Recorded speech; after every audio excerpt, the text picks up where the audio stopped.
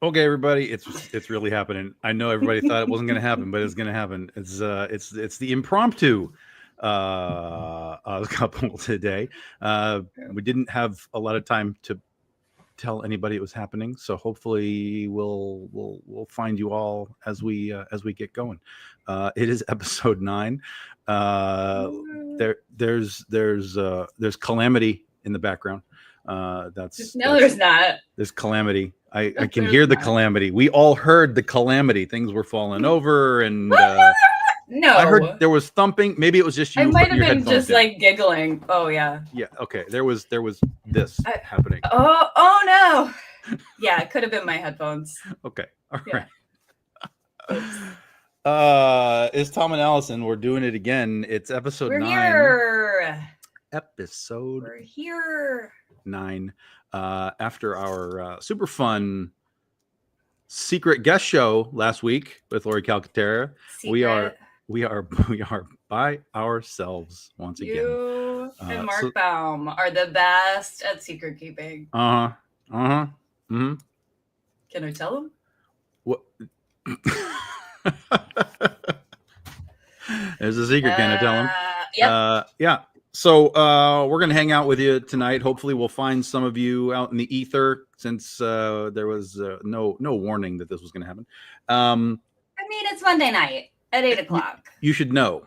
Yeah. You should know. Jeez. It's like Monday Night Football. You should just know it's happening. We're here. We're just here. And you should be here too. So I was noticing something. Yes. On that photo that you had up. Oh, let me go back. Yeah. So I had the worst allergic reaction to being on that horse. Oh. And you can see it on my arms. Oh, a little bit of, yeah. You're right. I had hives all over my body. I don't think people would necessarily notice that. Like there's spots there, but it kind of could be so itchy. Yeah. The things we do for cosplay. Allison is allergic to her horse. Yeah. Or more specifically, Gail? What? It wasn't. I don't think it was him as much as it was like the hay. So like stuff that I'm sure that he had been rolling around in. Okay. Yeah. Okay. Yes. Yeah. But yeah, I see it, and I already I'm itching just looking at it. Well, okay. Sorry about that. That was a time, but I did it for you guys. For the world, for the community. Yeah. For the fans, as they say. Comic book community. Do it for the fans. Yeah. Yeah, of course. And it came out great. There's a whole bunch more pictures like this, guys. You can see it at the Oz Museum too. Is that one still available up there, or is it just the one where you got the hat down? Do you have that other one posted too? There are two. There's the hat down, and then there's the guns. This out. one. It's this one with the gun. No. You're doing this one. Yeah. Okay. Or I don't know. It's one with the horse. It is one with the horse. Has the horse. Yes, it does have the horse. Yes. Tony the horse. Tony. He was so good. Good. That's good. You didn't get stepped on, or No, he was super sweet. Did you get to ride him at all? I don't think there were any riding. Did you? Were there riding pictures? I don't remember riding pictures. Yeah, there was one like the. I think I showed it to you that year, because I got them all the day when we were at the festival. Mm-hmm. So there's one that looks exactly like that panel that it's from behind. Oh yes. With the guns out. Oh yes. Okay. Yeah. Mm-hmm. It's quite the experience. Mr. Ron, welcome. Hey, Ron. Welcome. Yeah, I do recall that actually. Yeah. You had said something about it was like difficult to kind of capture it. It as I recall. was. Yeah. It was. I don't know. She was not happy with angles and lighting, and so yeah, it's fine. Maybe we'll try that one again some other time. For sure. Yeah. Absolutely. Well, you have to do it all again once you make the black suit. Yeah. Then actually then you got to get a different horse. Then you got to get like a white horse so that we can like color his hooves, whooshy colors. You know what I mean? Yeah, whooshy. The I don't know what else to describe it. The Whooshy rainbow colors. whooshy colors of the witch's horse. Yeah. Yeah. That's the I'm flying down. horse. Yeah. I'm down. Use some Photoshop. Yeah, of course. I talked to there was a cosplay. So I just came back from Lansing Comic Con, Yeah. Capital City Comic Con in Lansing, and one of the vendors there was a cosplay. Well, she was a cosplayer, but she also made cosplay stuff for people. Like, okay. You want this, you want that, whatever. Yeah. One of the things that they had on display though was a gigantic set of angel wings. That actually like opened and closed like mechanically, and I was just like, and they were red too. So I was like, oh my God, those are Cupid's wings, like this, right there. And so I told him about that. I was like, look, I've got this book and I've got this character and whatever. And so we were just talking about how to do this and what the characters are like. And I gave her some of the Penny for Your Soul books. And then her boyfriend or husband was there, and they lost their mind. They were like, this is super cool. They were like, this is super cool. We can totally do this. And then I told them about Afriel, who is one of our other angels, who has similar to the witch's horse. She's her angel wings kind of have the rainbow colors kind of coming up from the edges into the middle of the wings. And I was like, well, maybe we could do those. And they were like, oh yeah. And then he was looking through the book and he saw Lucifer with his like on fire wings on the edge. And then he joked, he was like, well, we could do this, but only one time. And I was like, yeah. They kind of, like that. But then it was really fun. But how cool to like, it would be amazing. Do it just for a photo shoot and then. And then just retire it. But then out of the blue, she reaches under the table and pulls out like a feather, like a really long feather that she was working on for something else. And it happened to have like fire painted onto it, like you'd see on the side of a car or whatever. Like it was painted onto it. It was really, really cool. She was like, we do this, and then I can also make it in an iridescent sense, so that if you're doing like a cosplay shoot, you could do like a black light on it and it would kind of kind of do that. So I was like, that's crazy, because it looked cool just being painted with flame. So I couldn't even imagine like how it would glow if we did that. Ooh. So I got her card and we talked about that, and I said, this is down the line. She was like, yeah, I'm booked up the rest of the year anyway. I was like, okay, good. So we'll talk about something along those lines. All right. Yeah. That sounds fun. So that was interesting. How was the rest of the show? It was okay. Yeah. It was a small show, which is fine. I do small shows all the time, but I had never been there before, so I didn't even know anybody who had been there before. So I really had no context of what the show was, but it was only like an hour and a half for me. So I'm like, why am I not at this show? Like, sure. I could walk there. I mean, I walk an hour and a half every day. I could literally walk to this show,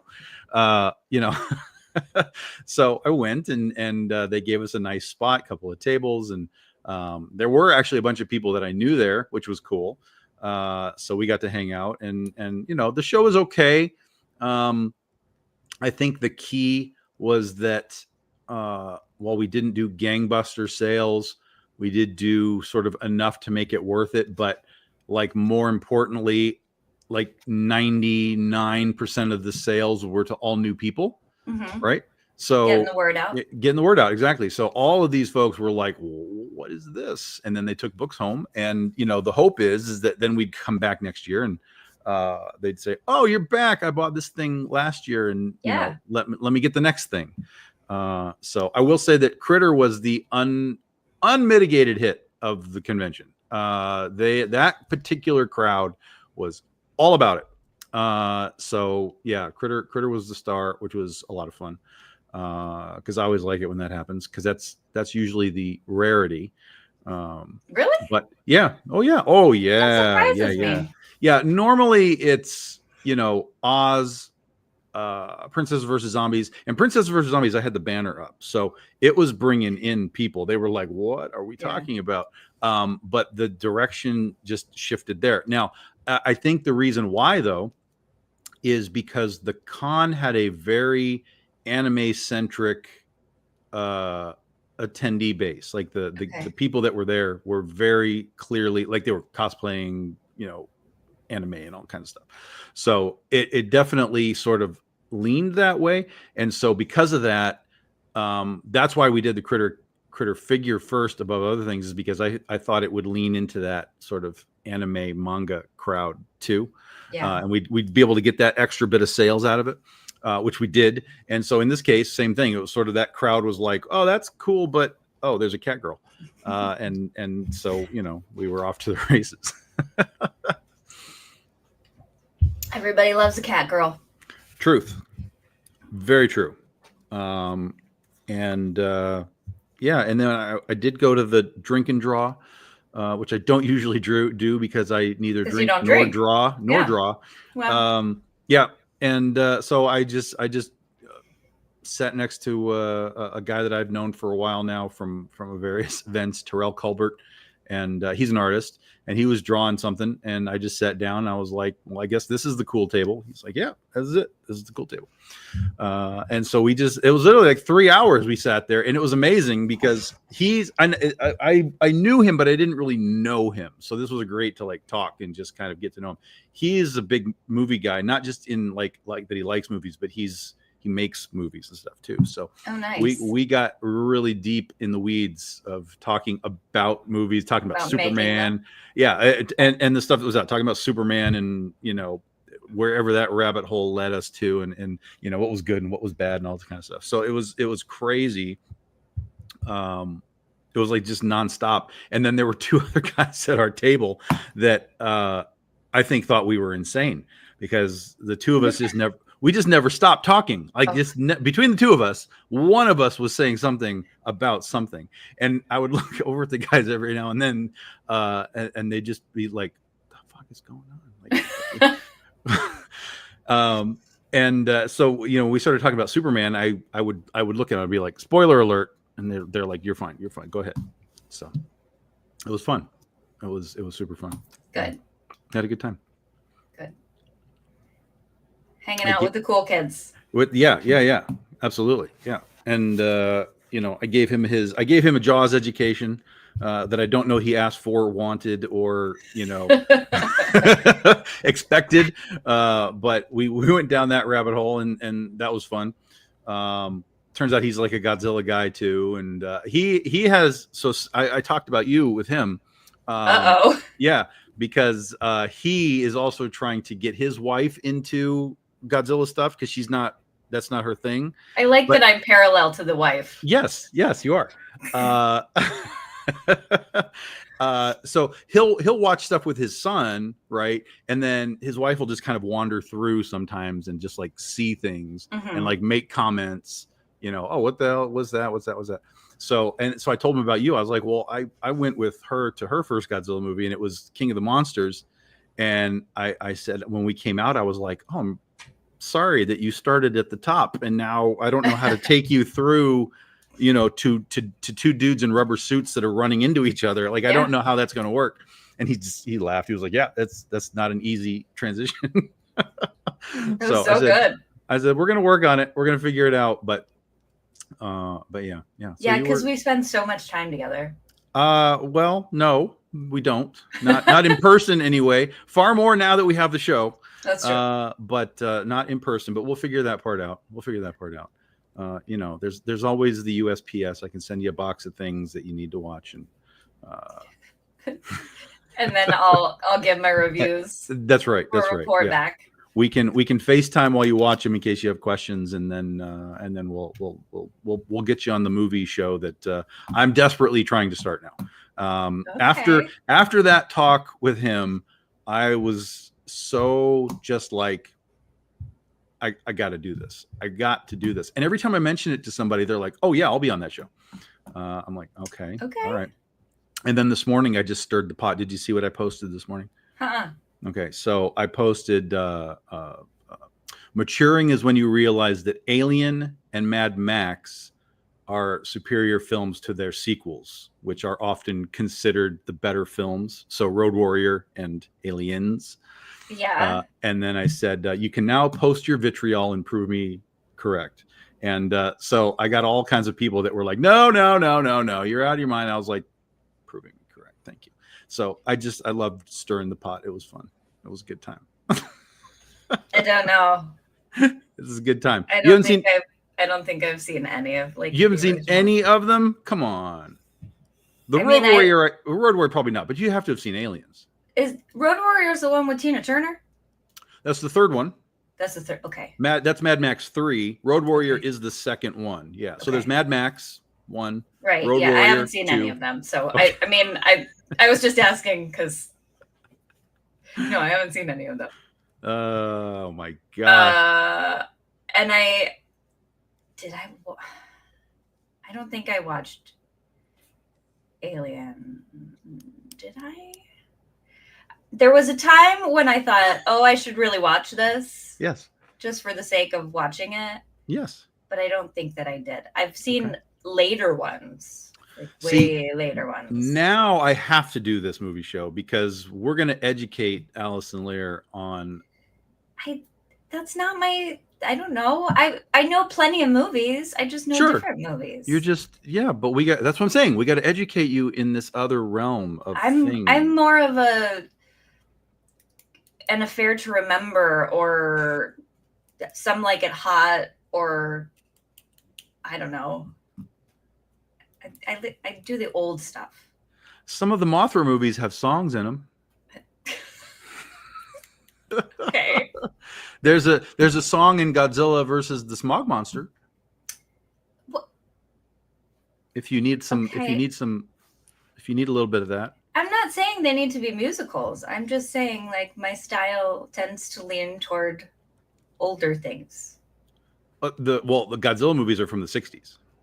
Yeah. That's older things. That's older things. Oh my gosh. But see, this is the greatness of your sort of not complete, but your sort of unawareness of it is what would be so valuable to a show like that. Because like when we went to see the shark movie and you had your key moments, my commentary, your commentary on these movies would be spectacularly valuable to the internet audience.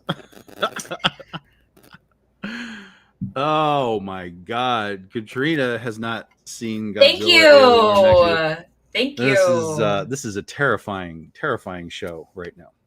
Terrifying. So yeah. Just one more reason for me to get the movie show going. Just one more reason. Sure. Yeah. You can do it. Yeah. It'll be great. We're gonna do it. I don't know how much I can contribute. You will contribute once I send you the movie and you can watch it, and then you can contribute. Okay. Yeah. Will you do movies that you're not familiar with? Potentially. Such as? I don't know. I'm thinking like a bunch of black and white films. I know black and white films. Okay. You might be surprised at what I know. Now, let me put a caveat to that. I may just because I know it doesn't mean I've seen it, but I might be at least aware of its existence for sure. Yes, okay. Yes. So like what? I mean, are we talking about like 30s? Yeah, probably 30s, 40s. Okay, that's deep. That's pretty deep cut. I probably have some awareness, but I certainly have not seen much from that era. Okay. Other than King Kong. Oh. 1933. Yeah. And a lot of the and Wizard of Oz. Wizard of Oz, a lot of the Universal Monster stuff is old back in the day, like that too. Okay. Yeah. So that stuff, sure. But ooh, when were the Universal Monster ones done? 30s into the 50s is kind of was their sort of heyday of that kind of stuff. Yeah. Yeah. 30s. That surprises me. That seems very early for those. Yeah. Yeah. So let's look it up. Dracula Universal was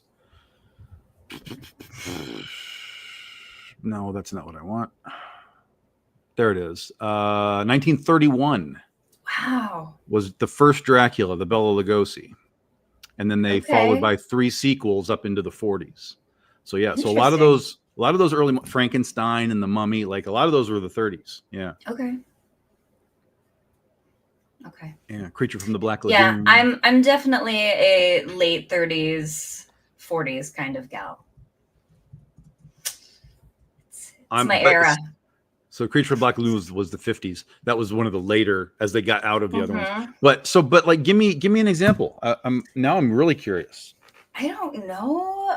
Okay, so when I was little, I don't know if I've told you this story, but when I was little, and I would like invite kids over, be like, hey, you want to come watch a movie in our like TV room? Mm-hmm. And they'd be like, okay, and come over, and I put on like Arsenic and Old Lace. And they're like, wait a minute,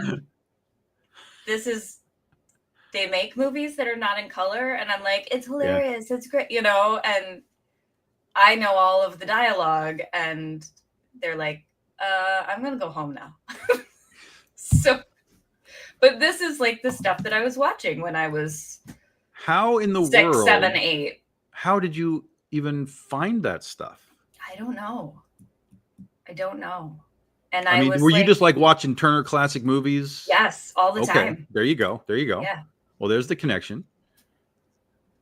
Yeah. But I don't know like what got me started on it. That's interesting. You don't remember like the first like sort of like, oh, I found this black and white thing and I really like vibed on it? Huh. No. It was kind of like I just always knew them. Like from a past life. Okay. All right. Yeah. I'm a weirdo, but I have embraced it. And I don't know. I really like an older film. Are you researching? Yeah, I'm looking at so there's like a lot of Alfred Hitchcock stuff from like the 30s, 40s, and 50s. Okay. So I'm just trying to take myself back into a place that I'm aware of. And I do know some of this stuff. But even when you're into like the 50s and the 60s, a lot of it doesn't resonate. Like I'm not really a big fan of like Psycho, which you'd think that would be something. Seen that one either. Yeah, I mean, you'd think that would be something like, oh, that's a Tom movie right there. I'm not really a Psycho fan. I like some Hitchcock stuff, but not like a lot of it. But yeah, like I kind of get back into the 60s, like Planet of the Apes is in there and stuff like that. I do love Planet of the Apes. Oh, there we go. We have found common ground once again. Yes. Give me the OG Planet of the Apes. All right. No, I think we got something now. I think we got some foundational work done right here to turn this into something unique, because I am definitely open into seeing like that older stuff, because I have very little visual awareness of it. Like you say, Arsenic and Old Lace, I know what that is, but I know I've never seen it. So funny. Yeah. So funny. Okay. But you got to, just like I accept your comments, you got to accept my comments. I know, but you're gonna like. I feel like you're gonna want to watch scary movies and stuff, and I'll be open not to wanna do whatever. that. No. Because I want to know what you like. That's the whole thing. I'm very curious as to if you are not, hey, let's watch Aliens, let's watch Arsenic and Old Lace. Like, I want to understand that I want to think I understand could that do draw. Alien or Aliens because those are more sci-fi. Sure, yeah, Like sci-fi action stuff. Yeah, it's horror, but I feel like that's more Yeah. sci-fi. Uh-huh. If we're just looking at like horror movies, no, I can't do it. Sean, no.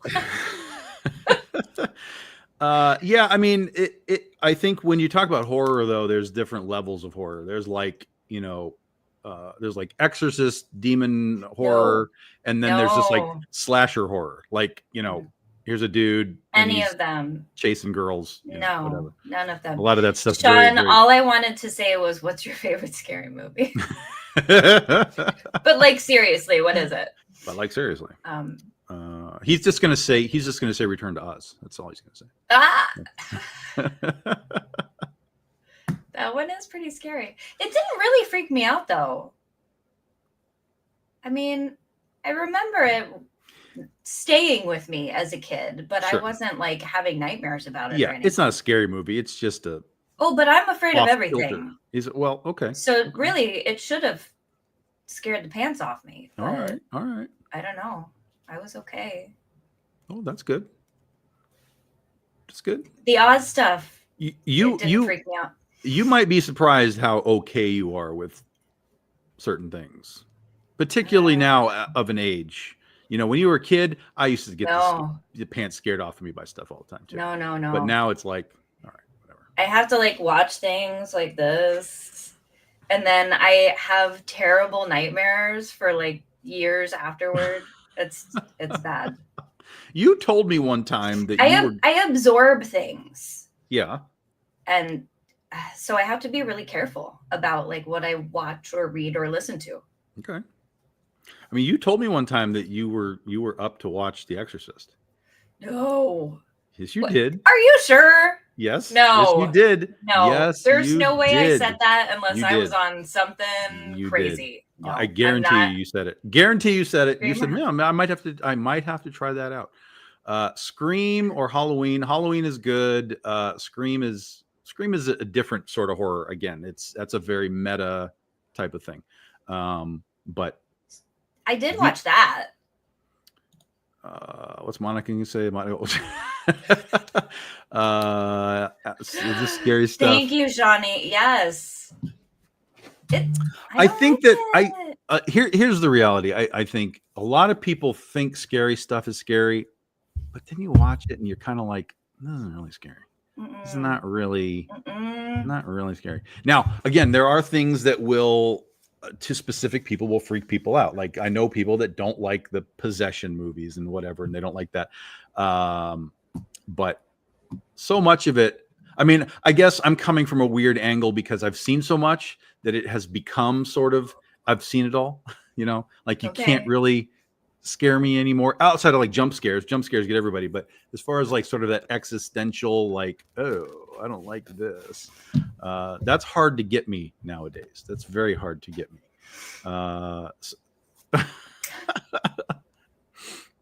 That is kind of funny. That is funny.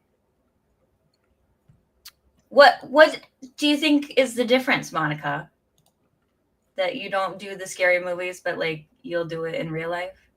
I could never do it in real life. Not even a little. Not even a little. It's bad enough when I turn out all the lights at the museum and then I'm walking from the back to the front and there's a creepy scarecrow like peeking over the thing at me. I have to put my blinders on. Actors, so I watch it and I go, "That's Tim Curry." Yeah, that's. I have that same type of thing happens to me too. Sometimes I watch something scary without outward reactions, but then in my sleeping brain goes absolutely ballistic. Yep. Yeah. Yeah. But see, all that means is you just haven't watched enough to desensitize you to it. That's all that means. No. So while we're talking horror movies, guys, I'm going to bring up a little teaser for something that's happening in October that I'm going to be doing. Oh, okay. The Amityville Sorority Sisters. Cool. We have some art for this too, but we're not showing it right now. Oh, It's something rude. that is going to be fun to do, and we got a great artist to do it too. I was really struggling to find somebody that I was like, who can do this?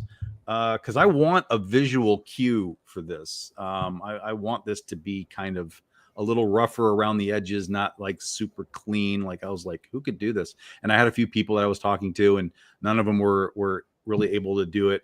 And then I reached out to this guy, and I was like, "You want to do this?" He was like, "What the hell is it?" And so I said, "Here's the script. Here's the concept.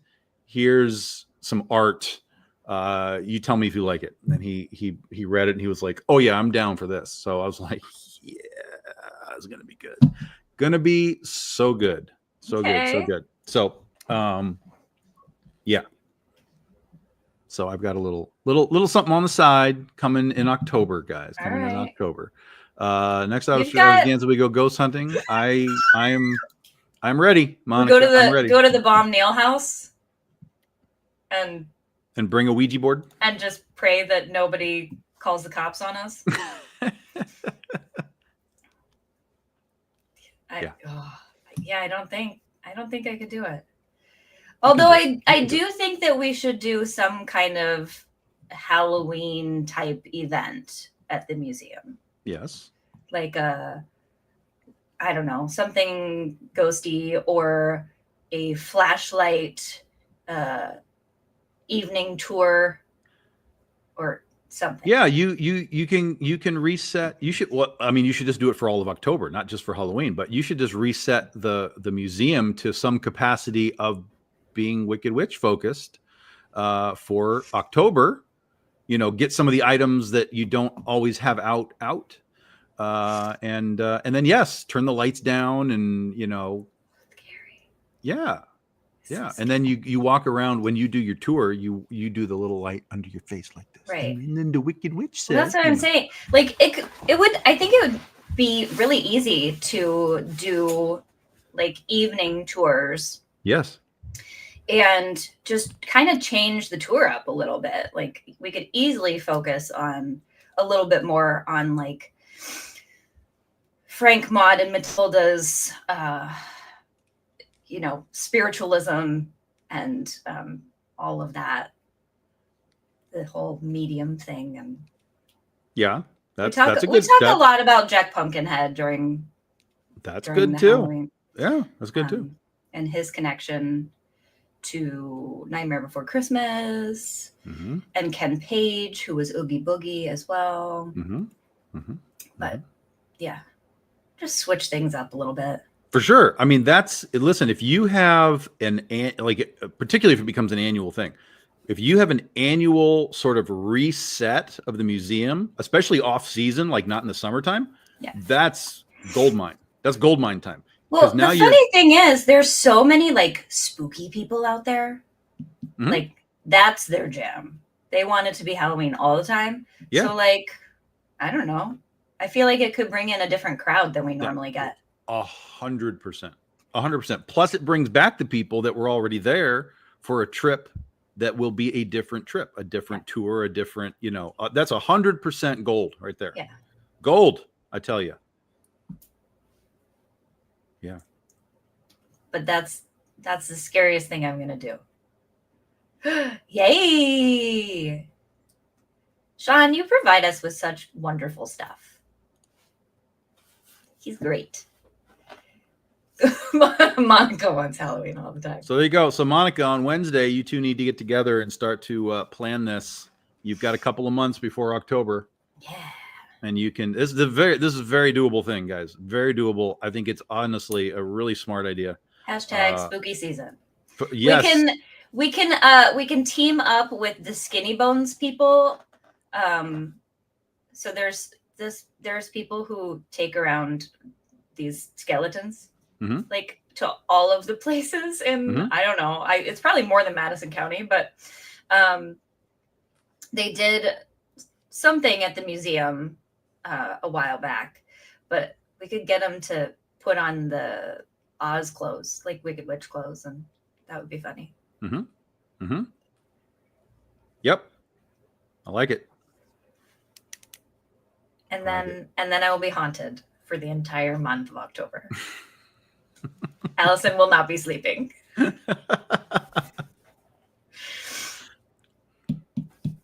Oh yeah. Just get in and help Allison make it happen. Oh, Anna, dude, brilliant. That's all right. Brilliant. Costume contest for yes, Halloween. Brilliant. I agree. That would be great. Yes. That would be great. 100%. This is how you change the game. Is you got to get outside the box a little bit and we do. And do a little work. And this is great. I love this. Yeah. So not to change the subject. Yes, but ma'am. My beverage. Yes. Since I'm chronically dehydrated all the time, I decided to invest in some liquid IV, and they have a flavor right now that is bomb pops. Okay. So this tastes, it's very exciting. I'm thinking I should just maybe freeze it. Okay. And then it would be like super hydrating bomb pops. Right? Sounds like a plan. Yeah. Yeah. 100%. Sorry, that was random, but I'm very excited about it. You're fine. Normal water is boring. Yes, I agree. I use that Mio water stuff and then I realized that I was so I would make my water and then I would put ice in it to keep it cold, right? Yeah. And then I realized that the ice would melt and water it down. So I started making Mio ice to put into my Mio so that it would melt and just keep refreshing the flavor. That's very clever. Yeah. Look at you. Bomb pop pops. I mean, yes. It's better than like having actual bomb pops and putting salt on it. Is that what you're supposed to do? Put salt on it? No, I'm just, the electrolytes, it's salt, essentially. So. Oh, okay. Yeah, got it. That's a great, can we do that too? These are just like brainstorming sessions. You got to talk to the bomb pop people and see if you can get a rebranding. Love it. Get a rebranding for the local area. Yes. Even if it was like, you know what? Here's again, right? You have to make it an event. You have to make that stuff for Ostravaganza. Every year you can get bomb pops. Couldn't we make our own though? Like, why would we have to even talk to them? Because they have the infrastructure to make the actual product, and you know what I mean? But here's the point. I think if you were to bring it to them and say like, look, here's this cool crossover that you could make with your product, they might be like, yeah, that makes a lot of sense. Yeah. Why wouldn't, because I don't know if they would care, but because Oz is public domain. So they can just be like bomb pops for his birthday time, June and July, you know what I mean? And just it's like making the different M&Ms. There's the plain, the peanut, the pretzel, you just make different versions of your product. So if you go to them and say, hey, look, we want bomb pops, they might look at that and go, ooh, that's an interesting, thing. That's right. Bomb pops. I think they would have to just be plain white on the outside. And then the more you ate them, their color on the inside. Okay. Well, is that how they work now? No. Okay. No. But I was thinking, you need to go for like a black and white sepia thing to color, but you don't really want a brown. You don't want a brown. No. So it would just have to be white on the outside to color. Oh my God. Yeah. Wow. See? Wow. See what happens here on the Oz Couple, folks. We change the world. Slowly but surely. It's gonna happen. I love it. Oh man. I love it. Yeah. Basically, yes. Or we could I don't know, be like, hey, remember those ducks that turn blue? We can also turn your mouth blue. Like something stupid. He could just make them Horse of a different color. green and yellow and red, and just keep it simple Aussie. They're so boring. So sorry. All I'm saying is don't overwhelm these people Sure. with your licensing pitch, Yeah. They could just be regular popsicles that are like Dorothy's is blue and the Scarecrow is green and the Tin Man, What would the Tin Man be? I don't know. How would you do that? They have color blocking on the magnet, and it's like a weird one. I think the Tin Man is blue, I think. Yeah, I could see where he would lean blue. Yeah, for sure. He should be blue. Scarecrow should be green, and then Lion should be like orange. Yeah. I think. Then you wouldn't have to like make anything special because Is that their normal colors? They already make popsicles. I don't know that blue is normal. You could change it to red for the ruby slippers. That's a normal color. And then I think it would basically be normal. Okay. Yeah. I don't know. Why are people watching this? I hope no one is. They're not just watching it; they're engaging with it. Red for his heart. That's good too. It's happening. There's blue in his makeup. That's good. Yeah. That's what I was thinking. He has to be blue. Oh goodness gracious! Now what, Tom? Now what? Yeah. Well, I pitched you an idea today. Yeah. Did you read my text? I was asleep. Yeah. About books. Mm-hmm. Yeah. Shall we talk about this a little bit? Sure. Before we wrap up with a new segment of Does the Museum Have It? I found some fun stuff. I don't know. We'll see. Found some fun stuff. So guys, what I thought we might do here is particularly for some of you that haven't necessarily read the book, I thought we'd just kind of go through sort of an issue of the series, and we could kind of do this each episode, and we'll call this our book club segment here. We can talk about the book. We can talk about the design. If anyone has questions about anything that they see or how I did this or anything, please just get next tangent. That's right. Next tangent. Just shout it out and we can talk about it. And I'm kind of curious to a degree as well with Allison, because notoriously, as she has said in the past, she's always had sort of issues with adaptions of The Wizard of Oz. Somehow I managed to make something that she was okay with. And so I'm kind of curious as to her sense of all of this, kind of as we go along. So right off the bat, okay, I do love the lens flare. I love some lens flare. That lens flare was not me, my friends.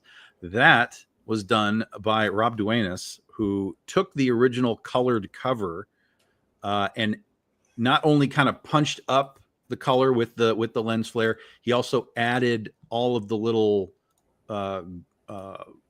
grains of whatever you want to call the extras, right? This kind of stuff.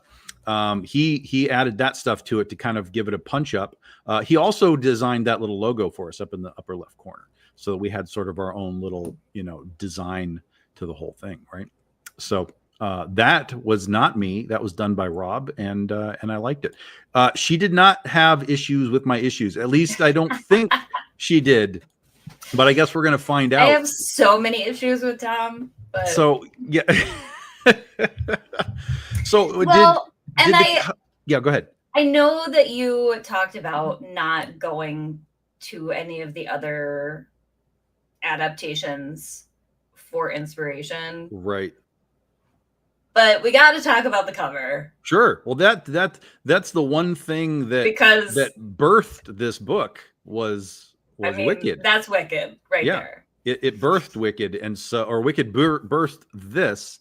So we had to pay a little nod to I mean, I guess Gregory, yes, but more specifically to the stage play and their marketing of that Elphaba with the hat down. So there was no way. I was fully aware that Wicked, that I had never seen, but I had seen that picture of Elphaba so many times. I was like, there's no way we can't just say thank you to Wicked, because that's what sparked the whole thing that we've got going on in here. And this was the first issue with the worst ever graphics department. That was me. I made all of this crap. And as we go through these issues, you'll watch this get better and better, because we all got better and better as we went along. But this was the beginnings of Legend of Oz: The Wicked West, which will be 15 years next year. 15 years next year. Allison Borges on art, Kate Finnegan on colors, HDE, who now letters everything that we do. A few variant covers, of course. Nia Rufino always did a cover with us on every single issue we've ever produced. Nia has been involved on it. So there's our just god awful. I don't know. This is how rookie I was. This was year 2 for me, by the way, guys. The end of year 2, I was trying to figure out how to make all of this nonsense. And whatever. But so I'm curious. We'll go back to the cover. Was this what grabbed you? Like, did you recognize Wicked sort of initially, or was there something else that you saw? Do you remember? I mean, obviously that was the first thing that I saw. Yeah. Because I was just walking by the booth. Yeah. So yeah, that was what caught my attention. And then we kind of started just chatting. So it was really cover, roped me in, and then chatting. I flipped through a little bit, but I didn't know. So, but as you flipped, nothing was sending you away either. Oh yeah, it was great. So that's good. Again, we wanted to pay homage to our roots here a little bit with the sepia tone stuff. Mm-hmm. Back at Kansas, good old Toto, and then we went color, just like, again, we just tried to make it like the movie, right? Yeah, went sepia into color, so we made our twister color and the rest of it sepia. So we had a cool crossover little bit there, and then into Wake Up Time. I was pretty happy with that little transition there. There's definitely a lot of this stuff that I like. There's definitely points of these things that I'm like, oh, I have my George Lucas moments where I'm like, can we fix that, please? Let's fix that. I don't know if I'll necessarily recognize any as we go along, but so for those that don't know, that was a dream. Our Dorothy has been in Oz now for a number of years. She left Munchkin Land, went down the Yellow Brick Road, and it disappeared. What's up, Chris? Hi. Because our Yellow Brick Road is made out of gold bricks, and over time, folks just came along and helped themselves. Yep. And so the road is gone, but you can see right there in that first panel, we've found a couple of pieces of the road again. And Dorothy kind of wakes up and figures, all right, let's try this one more time. Good old Toto. And some good Western scenery. Those Ruby Spurs. The Ruby Spurs. Yep. All the appropriate close-ups and so on. I had to really figure out how to make Toto say something, and this is the best I could come up with. And I think it works. I think it works just fine. Yeah. Making those little sound effects, sometimes that takes a long time to figure out what in the world this is supposed to sound like. So we wander through, We find a little town on the way here. There's a crow. There's some crows, some scarecrows. Scarecrows out in the cornfield, and we hear something. Welcome to town. There's a nice shot of the ruby guns. There's that shot right there. There's Man, the shot. I tried to get that. There's the shot. Everybody likes that shot. It's pretty solid. I'm trying to remember, like, because I was still really raw, writing these books, writing scripts for the artist. So I'd be curious to kind of go back in and see how I described all of this, how detailed I was versus what he was kind of adding to it. But no, it came out great. It's a great shot. This is a shot that when people open the book and they see it, that it's almost a selling point, like almost immediately, like, oh, yeah. Okay, I like this. This is good. She doesn't find anybody, of course. She wanders into town. A little bit of music playing. There's our nice Western silhouette. And we get the ching ching, which is exactly the sound that I make when I'm going through everywhere. Ching, ching. Yeah, you do. That was funny. I remember that happening, and I didn't realize that was coming from the chain that hooked into the boot that was making that. No, because isn't that what's underneath? Because it's not the thing spinning. There is. No, it's the thing spinning. Is it? Yeah. Okay.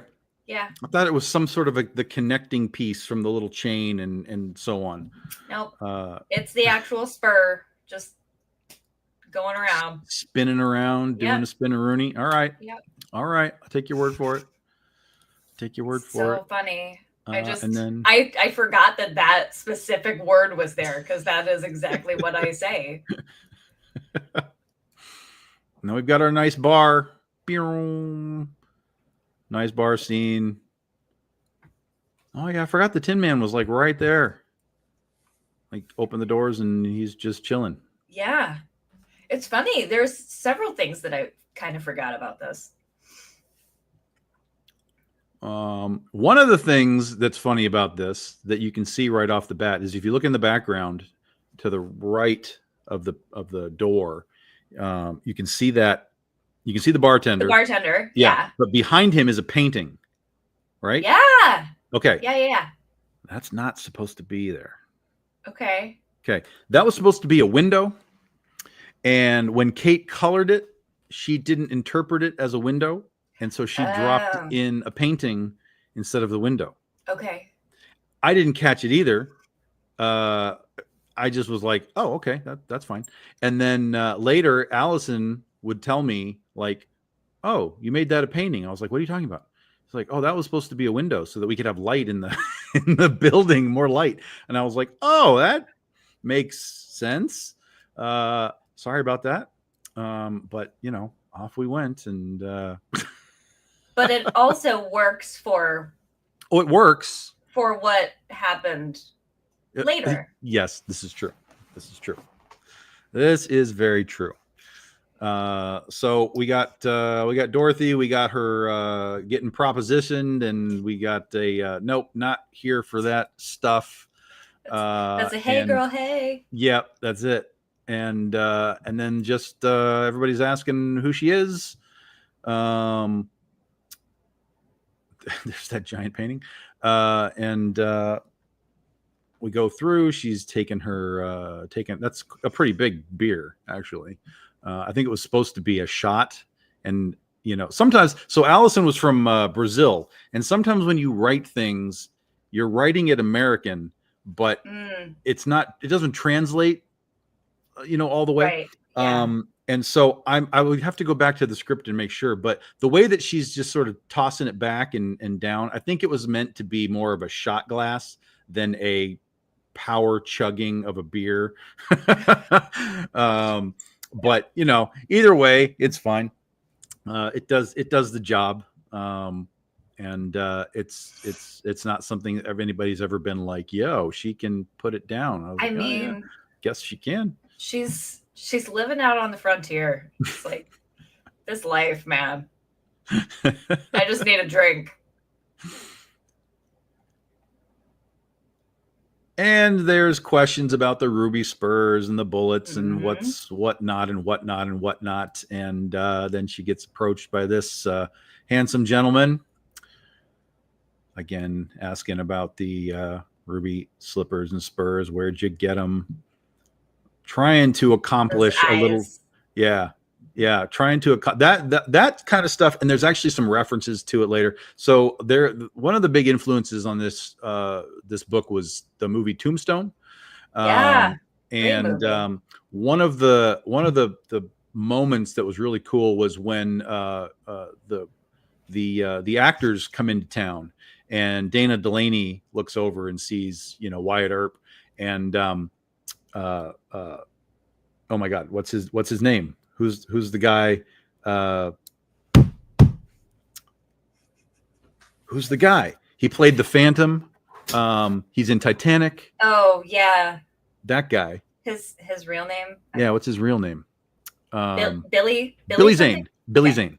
Billy Zane kind of describes Wyatt Earp to her. You know, he's like, oh, look, the quintessential lawman, and you know, his eyes are sharp like a hawk, and you know, blah blah blah. So I was kind of trying to do some of that stuff as I wrote this, trying to, you know, create that Western vibe to it, with the silhouettes and all that kind of thing. So obviously something's going on, because the dude's eyes are glowing green, and Dorothy's been around long enough to know better. And we took care of that problem, but all that did was create other problems. So the flying monkeys make their appearance. They, in our book, they have shape-shifting abilities. This is good. This is what I like to hear. This is what I hope people see, the things that you know, that I try and put into them. Obviously you have to know the reference, but there's one other thing, and I don't know that this was done on purpose at all, but if you scroll back up to the eye picture, the little strands of hair that she's got, that it reminds me very much of Belle, which we know was kind of based on Dorothy, with her blue dress and her hair. So I don't know. Belle, like Beauty and the Beast, Belle? Yeah. She had hair in her face? She had one little strand that kept falling in her face. Oh, and okay. That's what that kind of reminds me of, which I feel like kind of brings it full circle. I gotcha. Okay. I like that. So, sort of the Dorothy to Belle, back to Dorothy. Yeah. Okay. All right. Flying monkeys, everybody. Flying monkeys. Allison went... So Allison Borges, artist, Allison Borges. Yes. I don't remember necessarily telling him that they were gorillas. I think this was again a interpretation thing where it said flying monkeys, and he just interpreted monkey as gorilla. But then when I saw it, I was like, oh yeah, we'll do it that way. That's unique. There's no other flying monkeys that have been done to this capacity. And so, yeah, we'll go ahead and keep that. And then it's let's go time. Monkey fight, shooting ruby bullets. I love that too. I need to do some action shots like this. Yeah, for sure. That'd be cool. Piano. Trying to use the environment for the fight, not just, you know, having just blank panels and like, oh, we're doing things. Like, I wanted to use the environment. Plus, then this little moment leads us to the lion, who is under the piano. Not a great place to be if you come face to face with a lion. But our lion, of course, is cowardly lion. But Dorothy bails out, heads outside. Monkeys follow. Toto gets kicking butt. Toto gets a shot. Yeah. Gets a shot. Then there's a monkey outside. It's going down, and to the rescue is the Tin Man. Again, asking his own questions. I love him. Figuring out what's going on. Who are you? Where you been? How'd you get that stuff? There's where he gets his Tin Man. You know, it's a very obvious and clear play on words. However, when we get to a later episode, there's a little bit more than meets the eye. Obligatory butt shot that we need for this book, you know, obvious, easy. Initially, here was the thing. Initially, when I was making this book, I had the idea that I needed to be able to attract the Zenoscope audience to this book.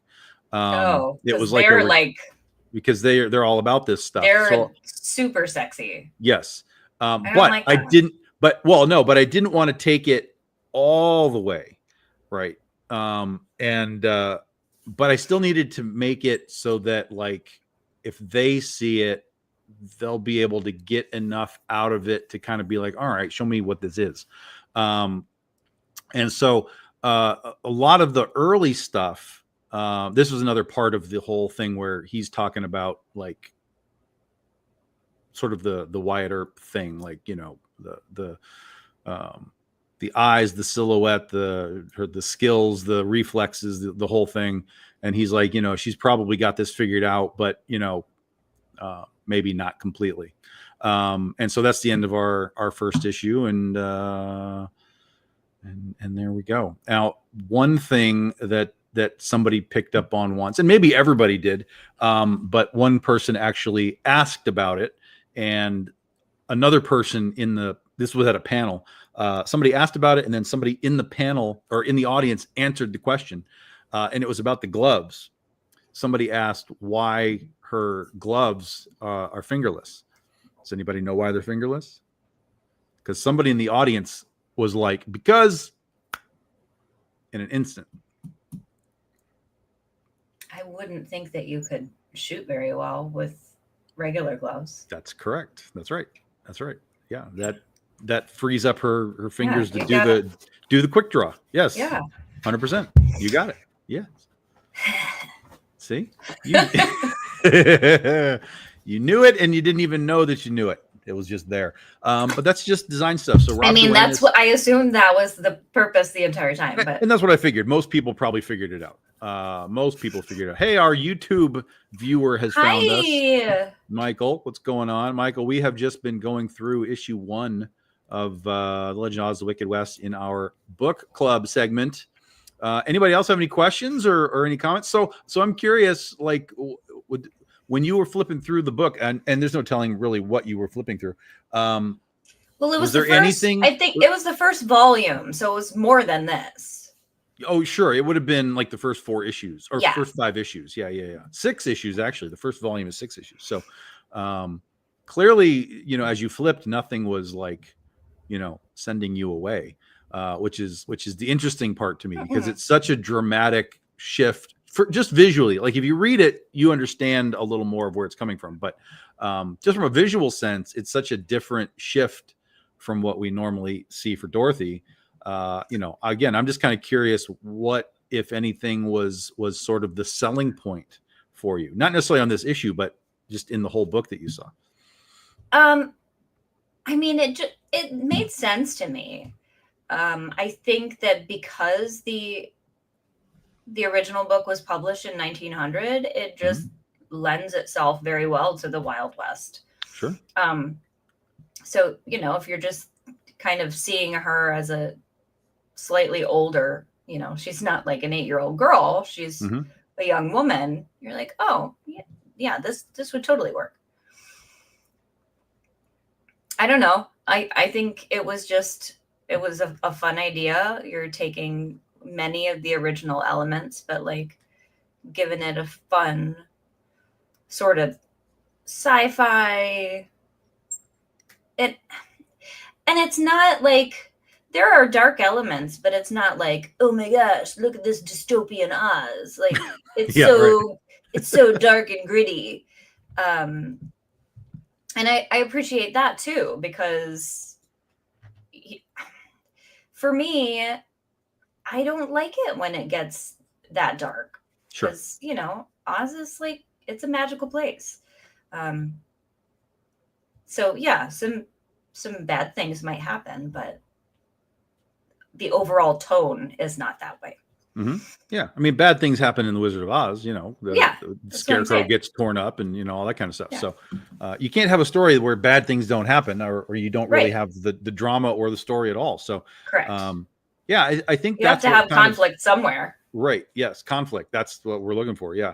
But I think that I think that's why it does work, is that the people that do read it, especially the people that end up being sort of like purists that end up reading it, they still get that sense of like, oh, this is still Oz. This is still, you know, whatever. And they can find what they liked in their interpretations of Oz in this. It's just a different sort of version. And I think honestly, the book, I think we're in a great spot right now with the trade paperbacks, and then with the omnibus coming, because I think it's even better once you can binge it, because you can really watch it grow, you know, fast, quick. Yeah.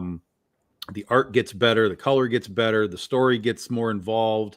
And I think that's such a important thing for, you know, a new story. There was a reason for it. And yeah, there we go. That's it. That's it. There's a reason for it. Yeah. I agree. Yeah. Awesome. Well, all right. Excellent, guys.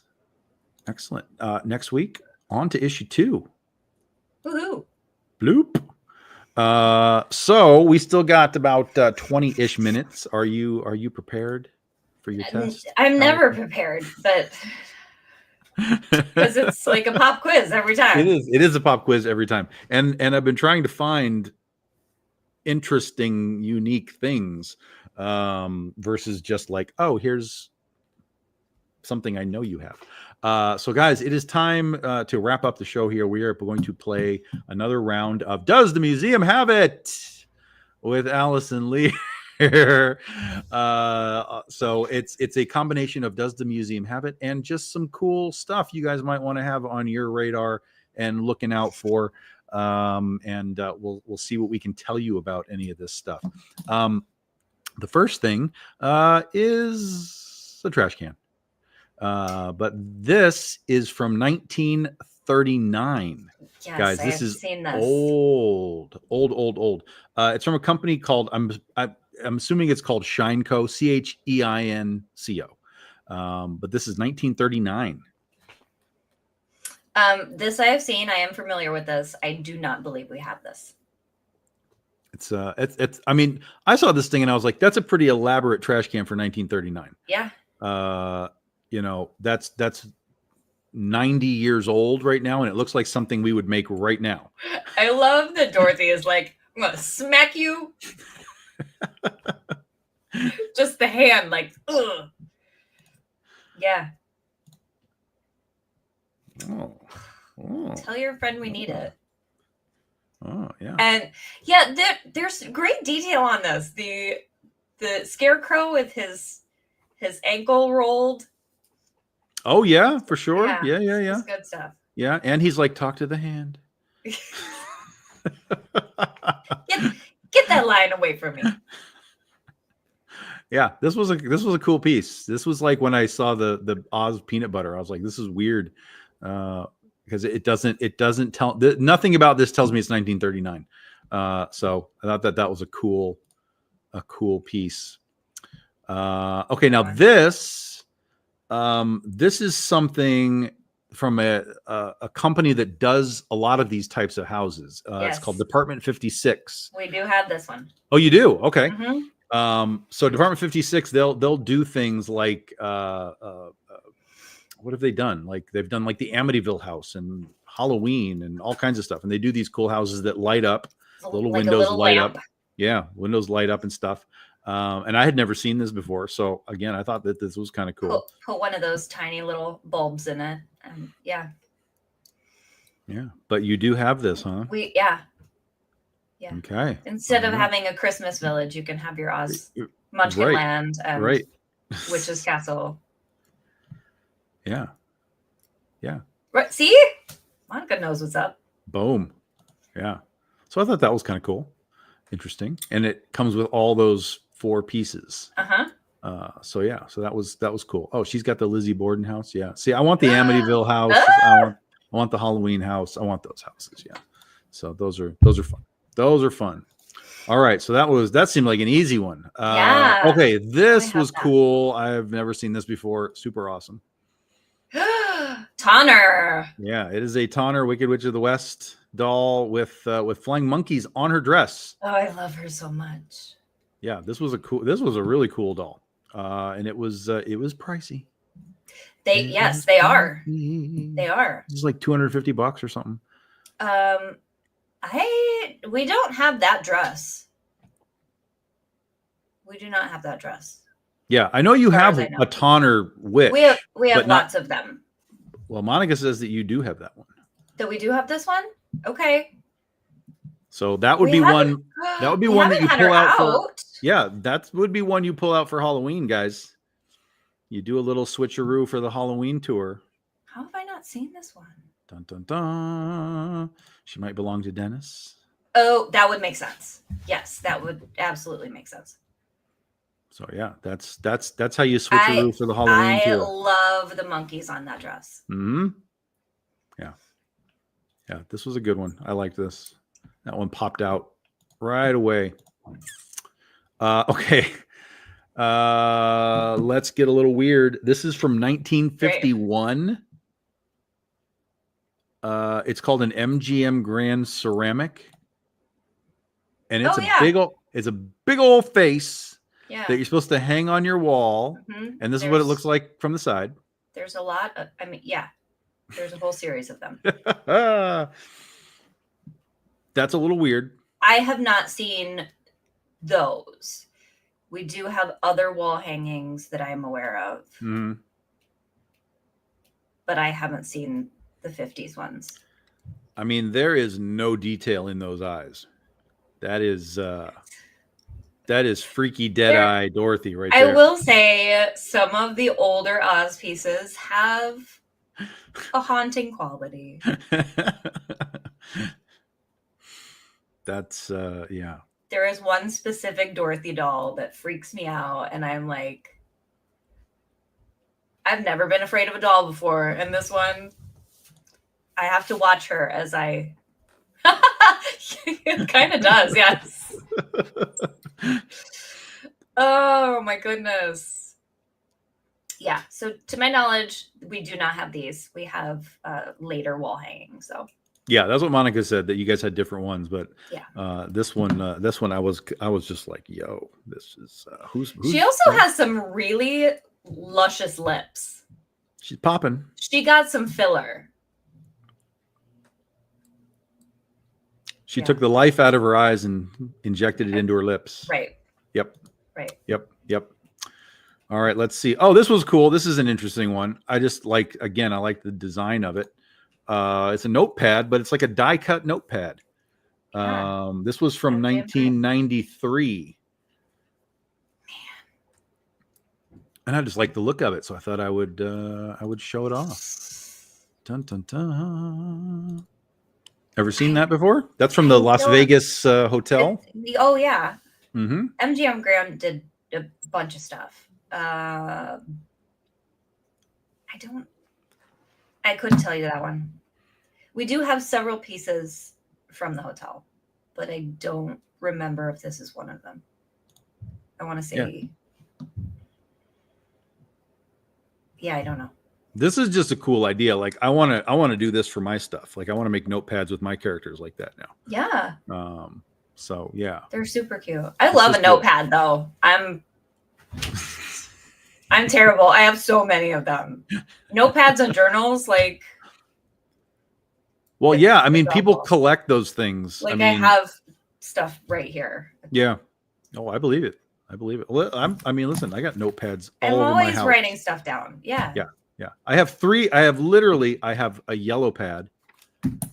I have a medium pad. That's the size that I like.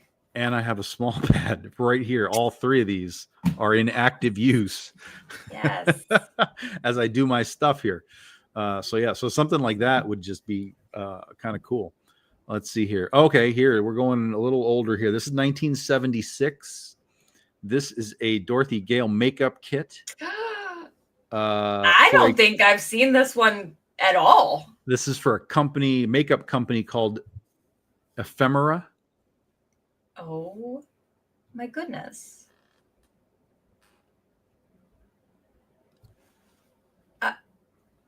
I'm so confused by this. I have no hard time believing that this exists whatsoever, particularly in the 70s. But yeah. I had never seen it before. No, this one I am not familiar with.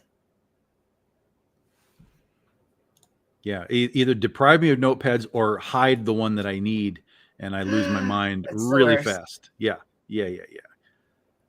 She's never seen it either. Aha! We have found. I don't understand. I keep staring at it like this is not the actual makeup, right? This looks like the back of what you know, like there might be something on the other side of it. It looks like the makeup's on the other side. But yes. Yeah. I'm very confused. It is a confusing looking thing. Yes. I don't know. But yeah, haven't seen this one. There's a That's unique cool. one. Now this one, I don't know how this came about. This is a Madame Alexander doll. Okay. Which, whatever. Madame Alexander did Dorothy stuff. Sure. Yeah. But this is a steampunk Dorothy doll.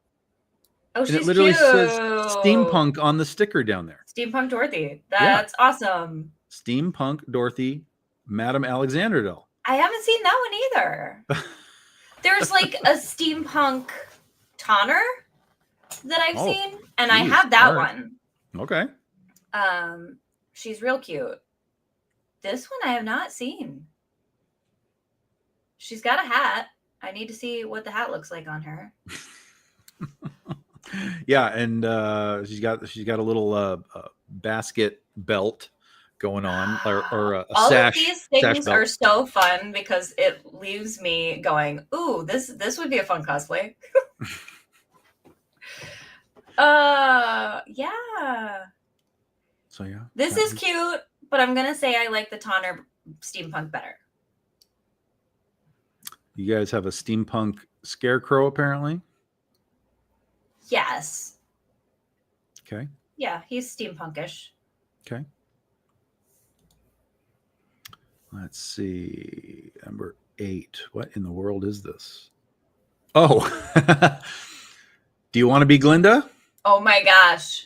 Those I have seen, but I don't think we have them. This is 19. Oh, no. The next one is 19. I don't know how old this is. I think there's a Dorothy one too. It would make sense. Of this. Yeah. I would believe that for sure. That's hilarious. And also kind of creepy. Yeah, no. You know you want that. I don't think I do. You want that. You would just look at yourself all day. As much as I would like to age like Billy Burke and try to pretend that, no.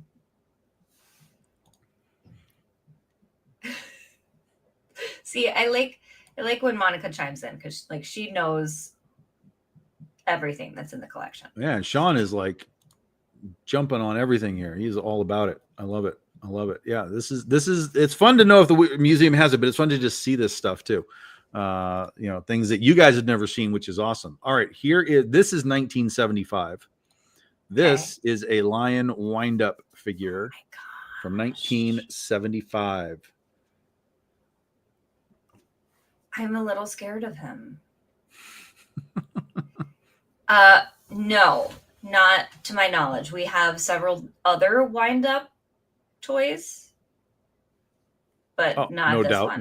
no doubt. Yeah. Not this one. The stuff We that were winding everything up in the 70s, man. There endless freaking wind-up toys were happening. I even remember that as a kid, like just endless wind-up toys. Oh my God. Why does he look like just a regular dude though? I'm thrown by that.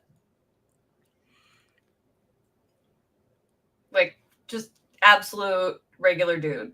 Yeah, I mean, there's With not a lot lots of going hair. on, especially with his. They didn't color his eyes and nose stuff. in or do the little split or anything. Right.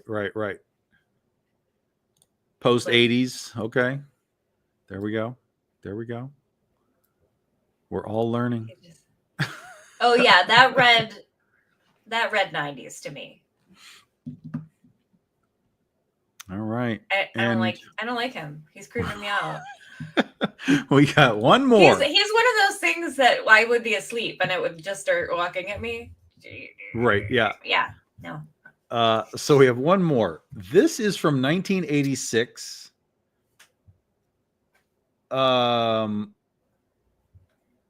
It is called the Twister Tornado Fluid-Filled Plastic Novelty.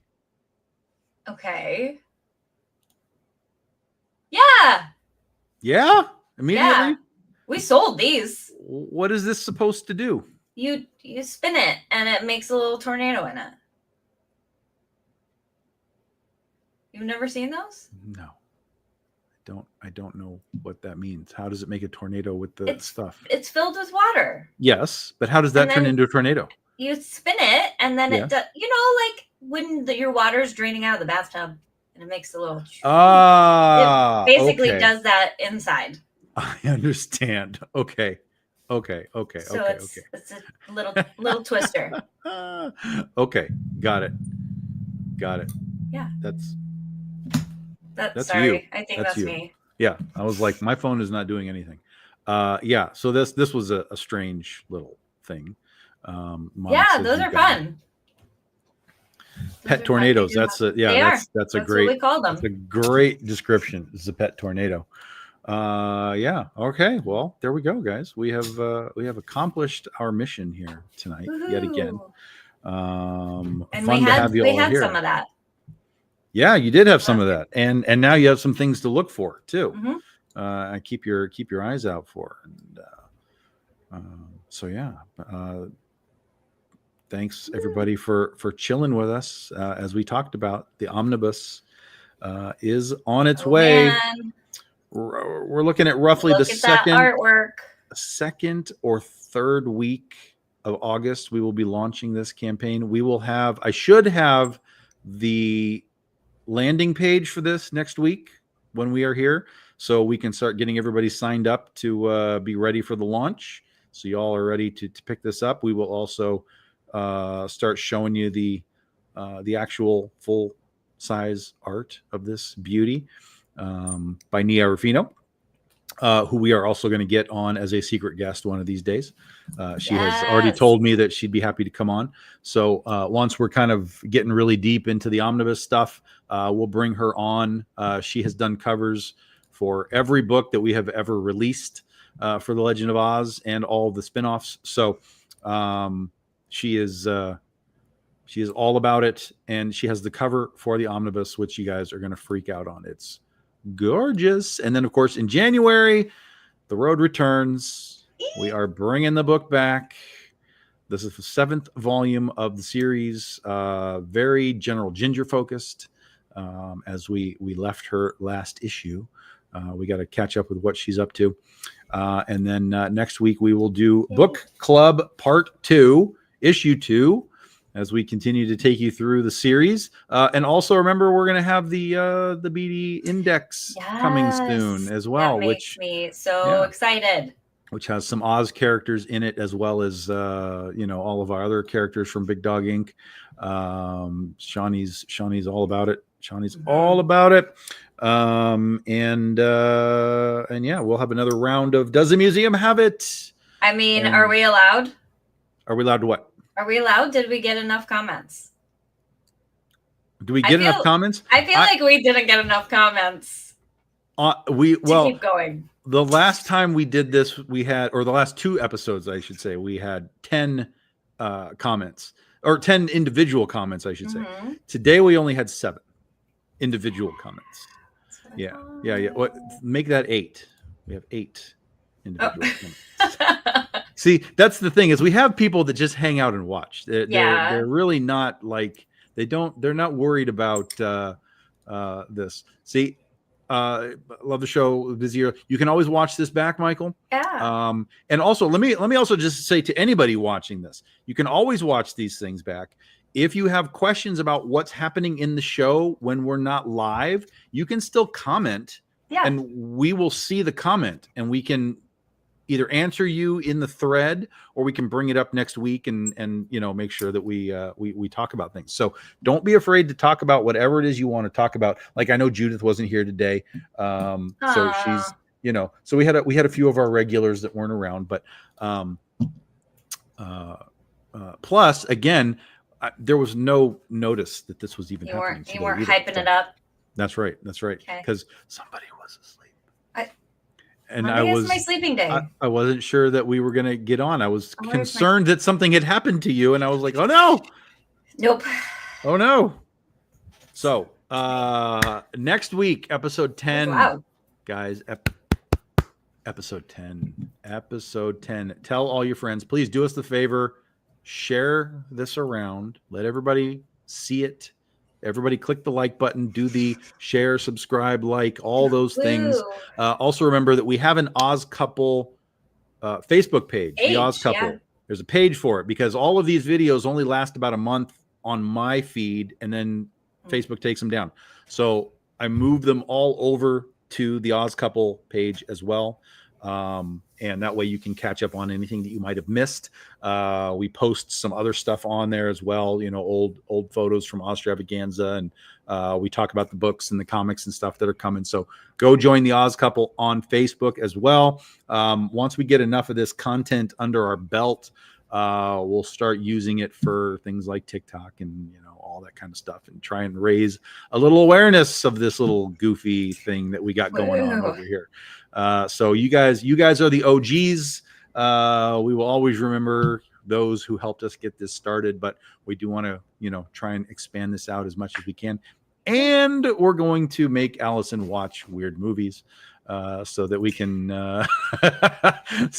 see her unique point of view, let's say, of modern film. Yeah. I always have thoughts. Should I share them? Maybe not. Yes, we want the thoughts. It's one thing sharing it with you. It's another thing sharing it with the general populace. Well, I still can't believe that you went to Michael and you asked him that question. I was like, oh my gosh. Okay. That's fine. And incidentally, Michael will also be one of our secret guests. He said that he's filming a movie right now. So he said sometime after July to get a hold of him. And he is happy to come on. So we will have Michael Williams at some point when his schedule allows, hopefully sometime in August. But I'll catch up with him and see when he thinks he might be able to pop on. But yeah, and we'll just continue to look for more secret guests along the way and see what we can do. So any final comments or questions, anybody, before we bug out of here? And then we're done. We're out of here. One more week, episode 10 next week. Crazy. And again, as always, I will tell you, if you want us to talk about something, just tell us. We can focus in on something as best we possibly can. And feel free to be dropping in the comments on questions and comments. And always. The comments help everything grow algorithmically. So we want to, even if you just jump in and say hi, that you're here. We'd like to know who's hanging out with us, and that helps everything grow, which is what we want to do with this show. So, all right, we've done our job. Woo. 90 minutes. We're out. Guys, We thanks did for hanging it. with us. We'll see you next Monday, 8 p.m. I promise I will tell you all ahead of time next week. And until then, Allison, we'll see you later. Bye.